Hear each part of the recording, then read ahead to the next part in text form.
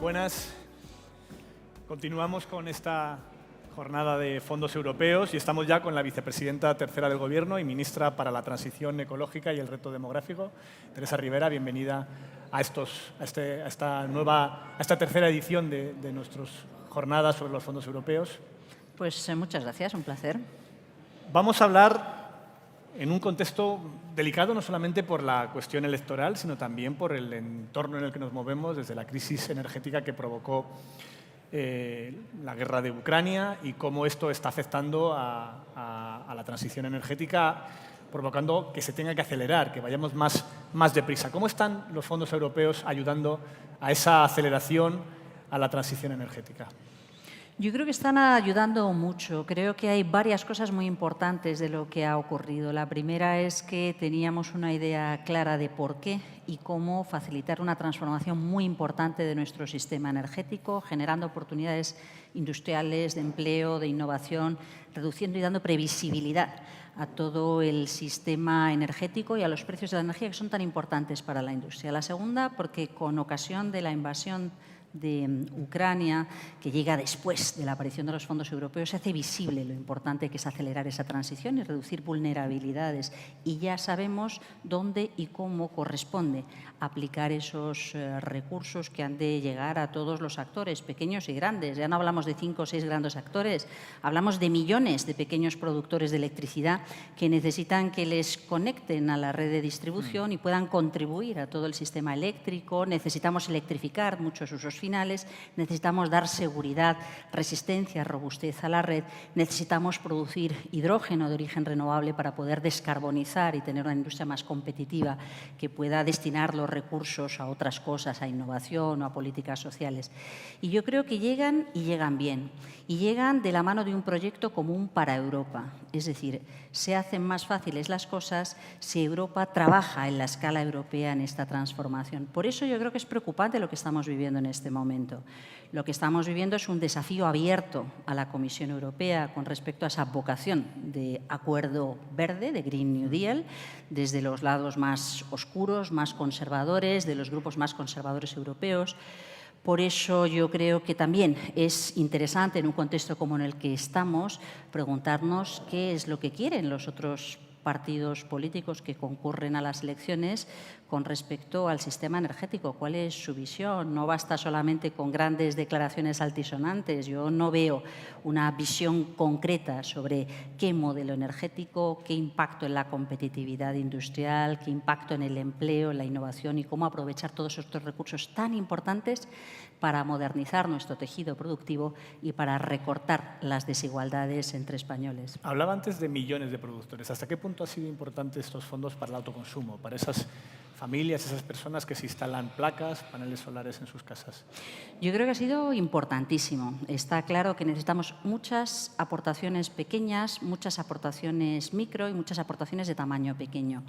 En los fondos europeos aproximadamente el 40% están destinados a esta transformación ecológica, es decir, 11.000 millones de los 37.000 que hemos recibido han ido a programas vinculados a energía y medio ambiente, incluido movilidad, modernización industrial o vivienda, pero fundamentalmente a la energía. Y de esa parte, en el programa de impulso al autoconsumo, ha habido una gran parte de recursos que se han canalizado a autoconsumo y almacenamiento detrás del contador, es decir, cómo hacer más estable lo que producimos y reduce nuestros hogares. Y esto se ve en las curvas de cuál es el origen de la electricidad que se produce, qué es lo que se demanda del conjunto del sistema eléctrico, cómo las horas centrales del día se produce una reducción muy significativa de la demanda al sistema, cómo también se imponen las soluciones solares, fotovoltaicas, cómo se explica, por tanto, que el autoconsumo haya crecido un 1.200% en 5 años. Es decir,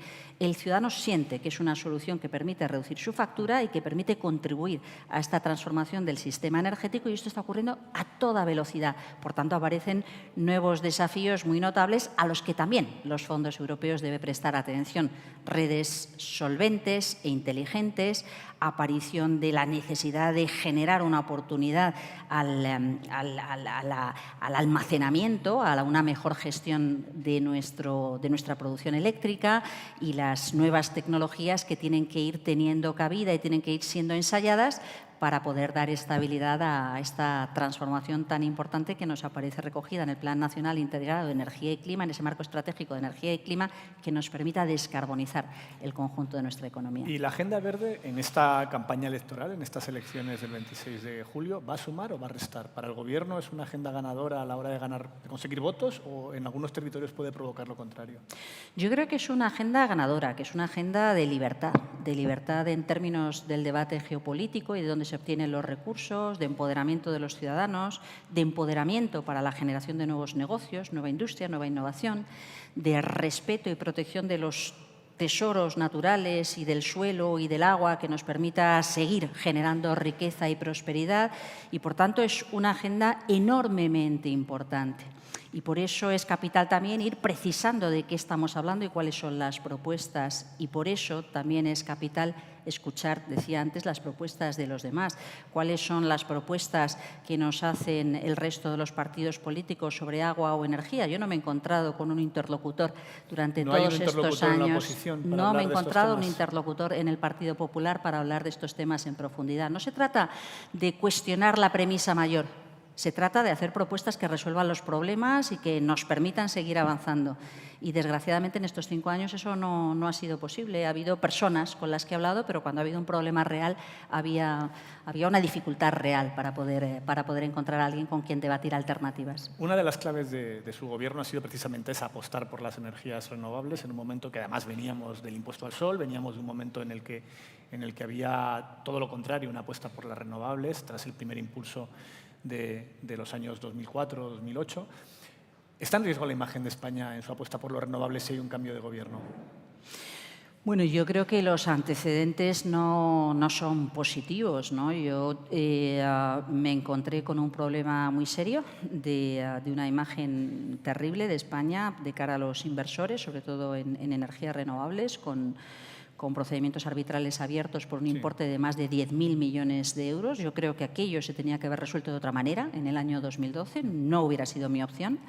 Y creo que eso todavía lo estamos gestionando, evidentemente, con el respeto que corresponde a la necesidad de defender los intereses de España. Y hemos conseguido que haya una reducción muy importante de ese monto en litigio de 10.000 millones a algo más de 600.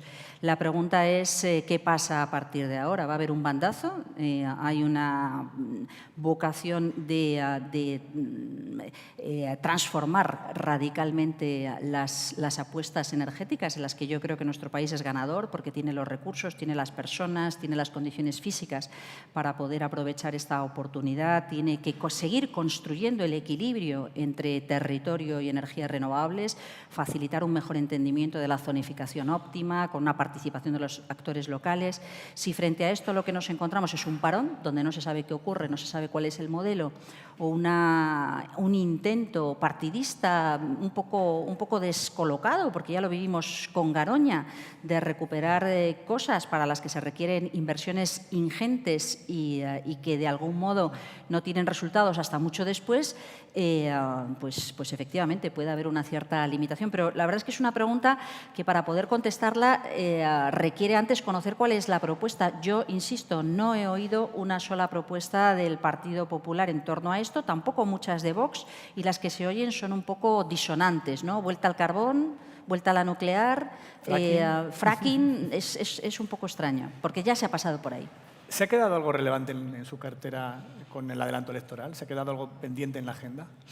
Yo creo que hemos hecho muchas cosas muy interesantes que están en marcha a una velocidad importante y todavía obviamente se requiere seguir trabajando en esta dirección. Yo creo que el agua es un bien precioso para el bienestar de las personas, para el desarrollo de la actividad económica, y es importante anticipar los grandes cambios que nos introducen los escenarios climáticos en la disponibilidad de agua. Hemos aprobado los planes hidrológicos, los planes de sequía y los planes de inundación, pero hay que seguir trabajando en la inversión que esto requiere. En energía, me parece que tenemos un escenario en estos momentos trepidante a nivel europeo, un escenario enormemente complejo que nos gustaría poder encarrilar bien en este semestre de presidencia europea, entre otras cosas porque Europa se juega muchísimo. Es un tema extraordinariamente complejo donde el punto de partida es diferente entre los Estados miembros, pero ¿qué pasa con las materias primas estratégicas? ¿Cómo construimos grandes alianzas estratégicas con países en las que existen estas materias primas, pero que quieren que también les beneficien su propio desarrollo y acceso a energía? ¿Qué pasa con la descarbonización de la industria? ¿Qué pasa con la reforma del mercado eléctrico? ¿Y qué pasa con ese paquete que está pensado para reducir las emisiones a nivel europeo en un 55% y que todavía tiene algunos flancos que deben resolverse? Todo el diseño de la presencia del hidrógeno, incluidas las infraestructuras de transporte, toda la posibilidad de seguir construyendo una electrificación de nuestra economía en la que las apuestas industriales vayan bien, como en la movilidad, como decía antes el ministro de Industria, pero también con respecto a la presencia creciente de las energías renovables y lo que esto representa en la seguridad de nuestro sistema. O sea que yo creo que tenemos que seguir consolidando las líneas maestras que hemos abierto, y por el camino hemos descubierto que algunas estaban funcionando fenomenal y se pueden acelerar, y que otras evidentemente requieren una actualización y una puesta al día. ¿Es posible que España revise al alza su compromiso de reducción de emisiones para 2030? Seguro, es nuestra opción, y evidentemente esto habrá que remitirlo a Bruselas, aunque sea en formato borrador para debate y opinión pública, pero tenemos que acomodar nuestros objetivos a esa revisión al alza de los objetivos europeos de menos 55%. Tenemos que aprovechar aquello que ha funcionado muy bien y que ya vemos en perspectiva que sobrecumpliríamos, como puede ocurrir en efecto con la presencia de la energía solar fotovoltaica, y que por tanto puede seguir contribuyendo de forma muy importante. Tenemos que robustecer redes, tenemos que incrementar la presencia de hidrógeno, que ha acelerado y anticipado todo su potencial con un interés muy grande por parte de los inversores, también industriales, y yo creo que esto nos coloca en un contexto donde de nuevo pues es un caballo ganador que genera empleo, industria, y nos posiciona de forma muy importante y requiere una revisión al alza, como hemos oído en esos debates, en esa participación pública que de manera reiterada hemos venido impulsando desde que sacamos a información previa hace ya meses esta voluntad de actualizar nuestro plan. ¿En qué plazo sería esa actualización? Bueno, pues será probablemente, desde luego antes de las elecciones, pero bueno, están acabando de revisar y de hacer una lectura de todos los comentarios y todas las propuestas que hemos recibido en estas rondas de conversación, de debate con todos los actores, y los comentarios que nos han hecho llegar por escrito. Y dice que hay zonas en ese cumplimiento ya donde vamos por delante de lo esperado, lo fotovoltaico, pero ¿peligran los objetivos de España si las industrias españolas no se ponen las pilas y reducen rápidamente las emisiones de CO2? Bueno, yo creo que la industria española, este es un mensaje que ha entendido, y creo que es importante que lo interiorice de forma muy seria, porque es un debate estratégico de gran calado. Creo que hay algunos sectores que plantean sus problemas, como cómo podemos actualizar nuestras decisiones de inversión en cadenas de producción, o cómo se puede generar una demanda de proximidad que nos ayude a invertir más rápidamente de lo que pensábamos. Hay algunos otros sectores, los que son más intensivos en CO2, en combustibles fósiles, que ven con preocupación y no acaban de diseñar esa estrategia de transición, o requieren algo más de tiempo, y con estos evidentemente hay que repasar el modo en el que hacerlo. Y sí me parece que es enormemente perjudicial el que haya quien, con vocación de formar parte de un gobierno de coalición de la derecha, machaque con el mensaje de que esto no es necesario, que es un cuento chino o que es algo que no existe, porque el negacionismo y el retardismo a la hora de la verdad genera una respuesta de inhibición. Si hay dudas, ¿qué hago? Voy a ser penalizado por esas dudas. La regulación me va a dejar al margen de esta decisión y creo que es lo último que se puede permitir la economía española y los ciudadanos españoles. Ante un problema tan serio, tan grave, tenemos que aprovechar y potenciar, crear las oportunidades para que ese tren sea óptimo desde el punto de vista de la modernización y creación de riqueza en España, desde el punto de vista de la anticipación de los riesgos que representa el cambio climático, no a la inversa, no seguir taciturnos sin saber dónde vamos, como pollo sin cabeza, a la espera de que venga alguien a resolver el problema dentro de 10 años, porque dentro de 10 años será tarde, el tiempo es ahora. ¿Hasta qué punto España es un país contradictorio? Me refiero a lo siguiente. Somos probablemente en las encuestas uno de los países donde hay más conciencia ciudadana de la gravedad de la crisis climática, todas las encuestas lo dan, pero en el Parlamento y probablemente en muchos gobiernos empieza a llegar un discurso negacionista que es minoritario en la sociedad española, pero que puede ser determinante en muchos gobiernos, de momento autonómicos y municipales. Bueno, ¿Cómo explica esa contradicción? ¿Por qué es más fuerte el negacionismo en la política que en la vida pública? Bueno, yo creo que es muy importante que haya debates sosegados sobre los temas. Es decir, me parece que en este país tenemos demasiada experiencia acumulada a lo largo de la historia de poner por delante la bandera y el insulto que el razonamiento y la conversación. Cuando uno tiene la oportunidad de conversar, es mucho más fácil llegar a un diagnóstico compartido y es mucho más fácil debatir sobre cuáles son las propuestas que cada cual considera más adecuadas y lograr un equilibrio que es legítimo. Yo creo que en política es perfectamente legítimo que a la hora de proponer las respuestas pues, tengan variaciones en función del énfasis o las prioridades organizadas por un partido o por otro. Y me parece que esto es lo que falta fundamentalmente. Falta un espacio de debate sobre propuestas concretas. Antes decía, y es verdad, yo cuando he tenido un problema real, serio, en esta materia, he tenido que hablar con excomisarios europeos del Partido Popular, porque es difícil hablar sobre el fondo con lo que son los representantes en estos momentos en el Partido Popular, tanto en cuestiones ambientales como en cuestiones energéticas. Y esto no es bueno. Creo que es bueno poder hablar sobre los temas de fondo y poder canalizar esta alternativa, las oportunidades institucionales que se abrieron con la invasión de Ucrania por parte de Rusia y la necesidad de activar los programas de eficiencia para poder hacer un uso, por si acaso aquello se ponía más complicado en el acceso a energía, en acceso a gas, o las posibilidades de hablar en torno a cómo reducir esos beneficios extraordinarios que se generaban por efecto directo de la regulación del mercado eléctrico.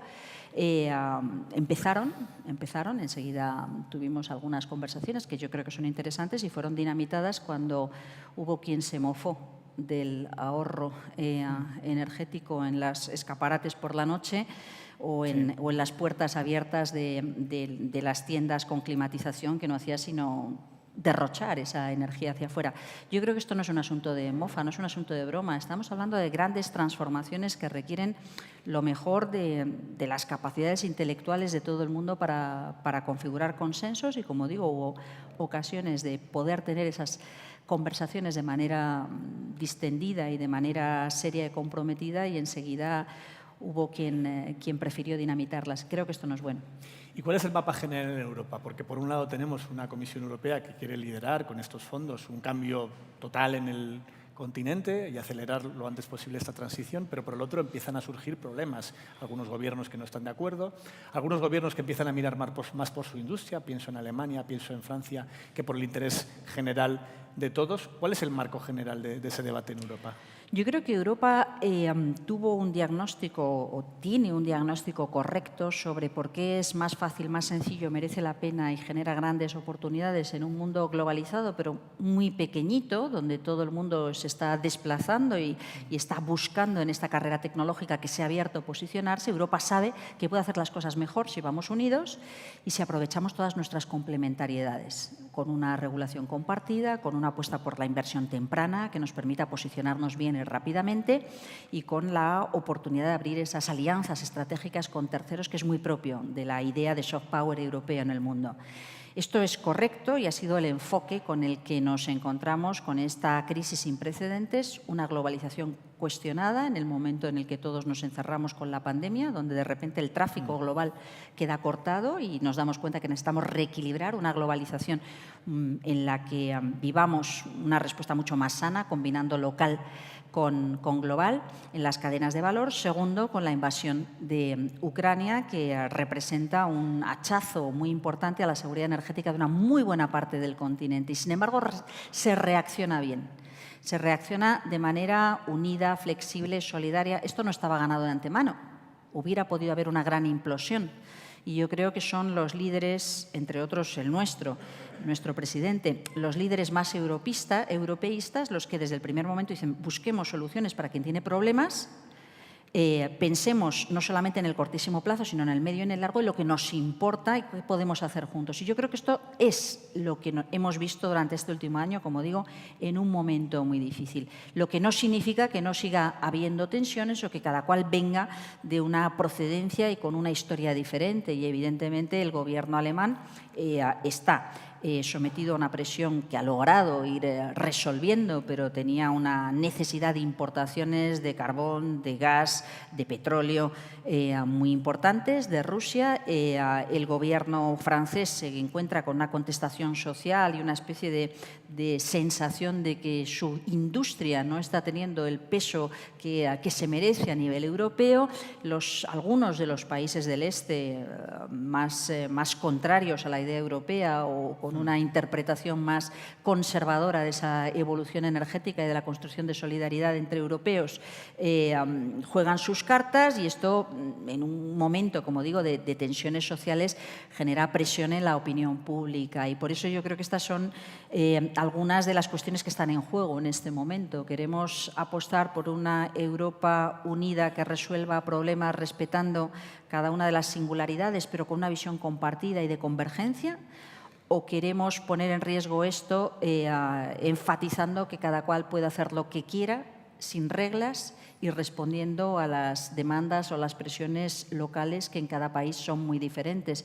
Porque si aceptamos esta segunda lectura, estamos poniendo en riesgo muchas décadas de construcción del proyecto europeo en un momento en el que el mundo sabe, hoy es el Día Mundial del Medio Ambiente y sabemos que los recursos son finitos, el mundo sabe que o bien establecemos prosperidad para todos sobre la base de cooperación y complementariedades, o bien nos tiramos todos a la batalla de conseguir aquellos recursos escasos en mi provecho sin importarme lo que ocurra a los demás. Y aquí pasa algo que se dice con mucha frecuencia, pero que es cierto: estamos todos en el mismo barco. La sociedad en su conjunto consigue armar esas propuestas sobre la base de la cooperación a distintas escalas, nacional, europea, regional o a nivel global, o simplemente pues vamos a una guerra enormemente destructiva en la que nunca nadie sale ganando, ¿no? ¿Hasta qué punto el hidrógeno verde puede ser determinante en España? No solamente como una alternativa, sino también para desarrollar un nuevo polo económico aquí de prosperidad. Yo creo que es un nuevo polo económico en nuestro país. Nosotros hemos querido orientar una muy buena parte de los fondos del PERTE, de energías renovables, hidrógeno y almacenamiento, al hidrógeno renovable, porque se dan las condiciones para la producción de hidrógeno a partir de fuentes renovables, que también nos permite aprovechar esa capacidad renovable instalada cuando no se ajusta a la demanda del sistema eléctrico. Simultáneamente, porque pensamos que hay una capacidad de aprovechar toda la cadena de valor industrial y de servicios que hay detrás, pero es que esto nos permite también descarbonizar una muy buena parte de nuestra industria para la que la electrificación no es suficiente, y esto reduce la dependencia del gas natural, potencialmente se convierte en un atractivo para la reindustrialización.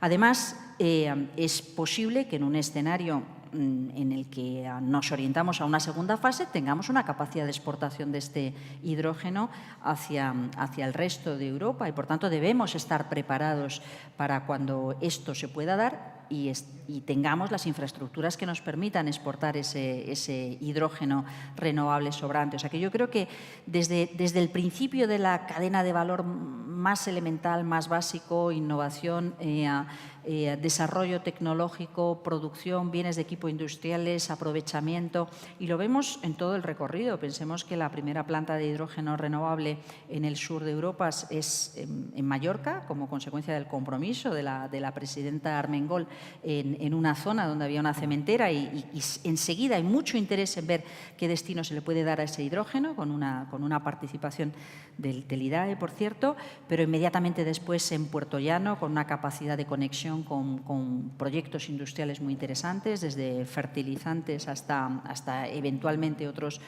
usos industriales. En el polo de Algeciras y Huelva, pensando en cómo se puede utilizar también para usos industriales, pero también para eventualmente el transporte marítimo. O sea, vemos cómo se va ubicando en el mapa donde queremos testar cómo se produce y si es tan efectiva la producción como de antemano parece, cómo se utiliza y si es tan efectivo su uso para desplazar otros combustibles fósiles como de antemano parece, y de qué manera se transporta en condiciones de seguridad. Y por eso una muy buena parte, como digo, de los recursos no van destinados a pequeños proyectos, sino a intentar activar esa oportunidad en España, que nos colocaría en uno de los primeros productores mundiales de hidrógeno, que nos colocaría, por tanto, al frente de esa nueva economía del hidrógeno que tanto sentido tiene en los próximos años. Una última pregunta. Hablaba antes de que la Agenda Verde suma en las elecciones. ¿Cree que el debate de Doñana le ha salido rentable al Partido Popular en estas últimas elecciones municipales o ha sido contraproducente para ellos? Bueno, yo creo que es una historia enormemente triste lo que hemos visto en el resultado en el muy cortísimo plazo, y me parece que es un ejemplo, perdón porque no es el foro, pero creo que debo decirlo con honestidad, es un ejemplo de cómo no se debe hacer política. Porque forzar la parte emocional de los ciudadanos con un asunto en el que se sabe de antemano que esa no es la solución es enormemente peligroso. Creo que Doñana no pertenece solo a los onubenses o a Andalucía, es patrimonio de la humanidad, es nuestra catedral ambiental y todo el mundo está muy pendiente. Las tensiones en torno al agua y a los ecosistemas forman parte de los grandes debates de nuestro tiempo y todo el mundo está muy pendiente de si vamos o no a ser capaces de resolver esta tensión acertadamente o si se va a consentir una indisciplina que pondría en riesgo el agua y el ecosistema que representa Doñana, y creo que esto es enormemente pernicioso también desde el punto de vista reputacional país. Así que yo creo que lo que corresponde es, si se identifica un problema de índole social, de progreso económico, de expectativas de una comunidad que puede ocurrir siempre y es muy legítimo que ocurra, y defender la manera en la que se puedan generar alternativas, hablemos de eso. Si en ese contexto lo que se promete es algo que es falso y inmediatamente después se abren muchísimos problemas, está Doñana y el conflicto del agua, pero está el riesgo reputacional en el que de repente también se han visto afectados un montón de regantes y de agricultores que cumplen a rajatabla con una legislación enormemente exigente. Hoy no se colocan en el mercado productos que no cuenten con todos los avales de garantía ambiental, y yo creo que esto, por lo que me han preguntado durante estos meses en reiteradas ocasiones y he defendido siempre el compromiso y la legalidad y la corrección en la manera en la que se producen esos frutos rojos que están saliendo a otros mercados, de repente se ve enmarronado por algo que es tan sencillo como explicar al mundo que esto hemos visto que no tiene sentido, no tiene respaldo, abandonamos este carril y nos concentramos en resolver los problemas de la gente. Y sin embargo, se sigue dando vueltas buscando no se sabe a qué culpables en algo que no va a desaparecer y que ha generado una enorme alerta en todas partes. Pues muchísimas gracias, vicepresidenta, y continuamos con esta jornada de fondos europeos. Muchas gracias. Pues muchas gracias.